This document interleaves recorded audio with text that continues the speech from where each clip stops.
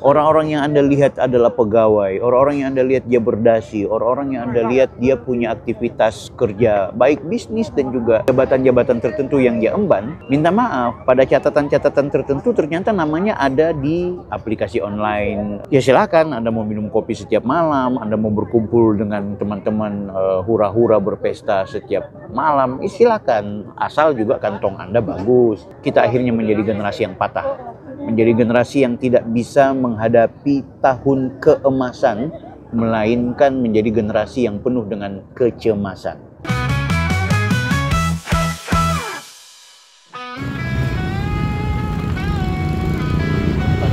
Tempat nongki-nongkinya anak-anak muda Papua, Jayapura.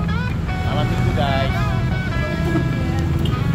Hai kawan, dengarkan laguku ini, ingin mengajakmu untuk bangkit lagi. Kita genggam masa depan dengan semangat perjuangan. Hei kawan, tataplah ke depan, dunia ini penuh tantangan. Kita siapkan energi agar hidup semakin berarti. Jangan ragu bermimpi, tak perlu malu berdiri. Ini semua demi cita-cita yang diraih. Ayo kawan berjuang bersama 3i Networks. Kita saling menolong, kita saling gotong royong.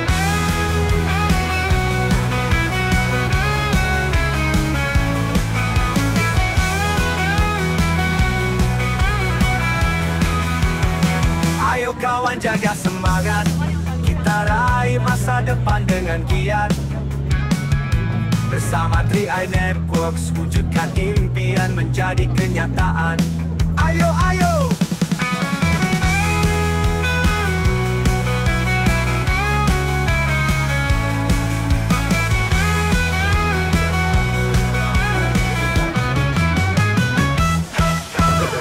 Guys, kembali bersama saya Bang Bill. Kali ini saya ada di food court yang ada di depan kantor Gubernur Jayapura. Masih dalam suasana jalan-jalan.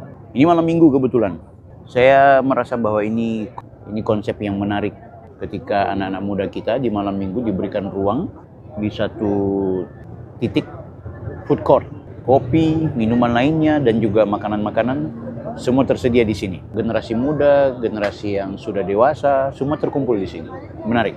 Nah, di video ini saya ingin memanfaatkan untuk kita belajar atau kita cari tahu tentang mengapa bisa banyak orang berkumpul di setiap rumah makan, berkumpul di kafe-kafe, berkumpul di tempat-tempat kuliner yang tentu biasanya mereka juga tidak lagi berpikir tentang berapa jumlah uang yang akan dikeluarkan untuk membayar baik minuman, makanan, dan aneka apapun yang dijual, ya. Ini menarik menurut saya. Karena begini, kita asumsikan saja dalam satu bulan, kita menghabiskan uang kurang lebih 300 sampai dengan 500 ribu itu hanya untuk mencicipi makanan atau minuman yang sesungguhnya sebenarnya dia itu tidak merupakan kebutuhan utama. Kopi misalnya, atau snack-snack, kentang goreng, pisang goreng, terus cemilan-cemilan lainnya yang dijual di warung-warung kopi, itu sebenarnya bukan merupakan kebutuhan mutlak bagi setiap orang untuk dikonsumsi. Oke, beda dengan makanan-makanan tertentu seperti nasi, seperti mungkin ubi juga, ikan, sayur, mayur, ya. Itu adalah kebutuhan-kebutuhan yang sangat pokok.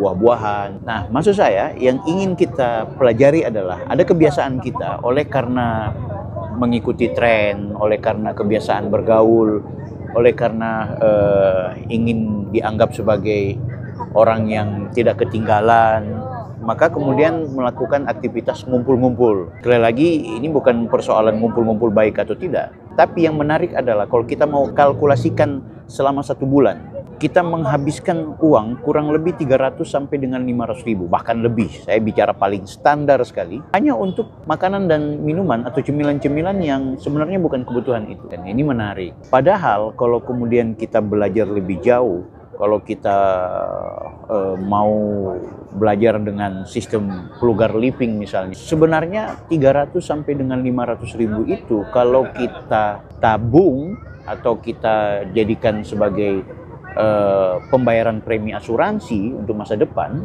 itu jauh lebih bermanfaat. Karena 5 tahun, 7 tahun, 8 tahun, bahkan 10 tahun ke depan, kita belum tentu memiliki pendapatan atau memiliki uang yang barangkali harus diselesaikan pada saat itu juga. Kita nggak pernah tahu nih, 5 tahun berikut ternyata anak kita mau masuk SD, mau masuk SMP, mau masuk SMA, mau kuliah. Sementara di saat yang sama itu kita butuh uang di atas 10 juta. Ya syukur-syukur sekali lagi kalau kita punya pendapatan yang maksimal, punya bisnis yang long time, punya hasil dari gaji sebagai pejabat mungkin, pegawai yang kemudian konsisten dan bisa berkecukupan. Yang saya khawatir adalah kita ini orang pas-pasan. Ketika sudah pas-pasan tapi hidup hedon. Hidup itu suka kesana kemari. Hidup itu terlalu berlebihan dalam kegiatan-kegiatan ngumpul-ngumpul bareng. Kalau mau diakumulasikan memang sangat-sangat punya pengaruh ya. Sangat-sangat punya pengaruh terhadap kehidupan kita. Itu yang saya bilang tadi, kenapa Rp350.000 atau Rp500.000 itu tidak ditabung saja, baik dalam bentuk tabungan konvensional atau tabungan berbasis asuransi. Ini penting gitu. Kenapa? Karena asuransi atau tabungan itu akan menyelamatkan masa depan kita berikut. Kalau tidak, akhirnya kita jatuhnya ke pinjam online, pinjam teman, pinjam keluarga. Nah ini penting, coba kita evaluasi diri gitu. Sebisa mungkin kita menahan hawa nafsu untuk membelanjakan uang kita terhadap sesuatu yang sifatnya bukan pada keinginan, tapi lebih kepada kebutuhan. Nah, ini penting. Kalau tidak, kita tidak mampu menyiapkan masa depan. Sekali lagi, aku mau ulangi, Indonesia nih, kelas menengah sekarang lagi nurun menjadi kelas menengah ke bawah secara ekonomi. Orang-orang lagi pada kesusahan. Orang-orang yang Anda lihat adalah pegawai. Orang-orang yang Anda lihat dia berdasi. Orang-orang yang Anda lihat dia punya aktivitas kerja, baik bisnis dan juga jabatan-jabatan tertentu yang dia emban. Minta maaf, pada catatan-catatan tertentu ternyata namanya ada di aplikasi online pinjaman, ada di perkreditan yang ada di bank-bank, ada namanya di leasing-leasing tertentu, ada namanya di daftar orang yang lagi pinjam duit sama kerabat dan keluarganya. Ini sesuatu yang bukan membahayakan, tapi kalau tidak menjadi evaluasi dalam perenungan kehidupan, maka akhirnya kita menjadi generasi yang gagal. Kita juga nggak usah muluk-muluk untuk kemudian memiliki aset yang banyak, muluk-muluk untuk kemudian memiliki mobil, muluk-muluk untuk berharta berlimpah. Minimal tidak memiliki hutang yang membebani, minimal tidak punya keadaan yang sulit, itu sudah sangat baik. Nah, sampai kapan kita akan berhadapan dengan situasi seperti ini? Nah, saya kenapa merenungi terus hal-hal begini? Ya karena memang di sekitaran saya dikelilingi oleh kerabat dan teman-teman yang pola hidupnya seperti itu gitu. Jadi terjebak pada aktivitas-aktivitas kongko-kongko, mengeluarkan uang, terus tidak ada, bahkan yang saya sebut menjadi kaum rebahan, tidak ada pendapatan, kemudian punya aksi yang cukup luar biasa, kelihatan mentereng gitu, sementara tidak punya omset, tidak punya aset. Nah, itulah pentingnya kita berbisnis, itulah pentingnya kita punya usaha atau punya cara untuk kemudian setiap bulan itu, setiap minggu, bahkan setiap hari itu punya pendapatan-pendapatan. Generasi kita harus digenjot ya, generasi kita. Padahal bagus loh, banyak generasi Z sekarang sedang menggeluti dunia bisnis digital, baik secara bisnis forex, ya, bisnis trading, ya, bisnis apalagi saham. Ini anak-anak muda kita lagi bangkit sebenarnya, mereka lagi belajar. Tapi ini perlu dimaksimalkan lagi komunikasi kita dan juga informasi sosialisasi kepada banyak kalangan. Kalau tidak, akhirnya saya khawatir akhirnya generasi kita kembali menjadi generasi yang patah. Sebab logika kita atau pengetahuan kita itu juga akan tumpul kalau kita gagal secara logistik, gagal secara aset, gagal secara harta, gagal secara kemampuan finansial.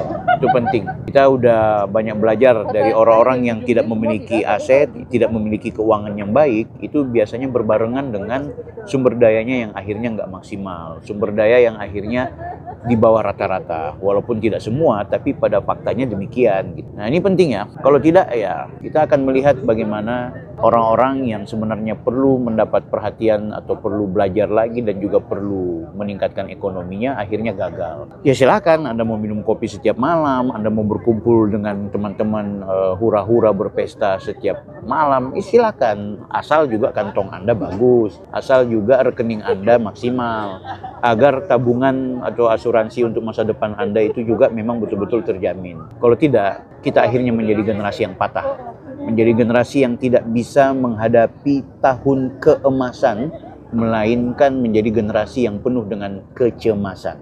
Saya Taufik Rifaki dari Jayapura.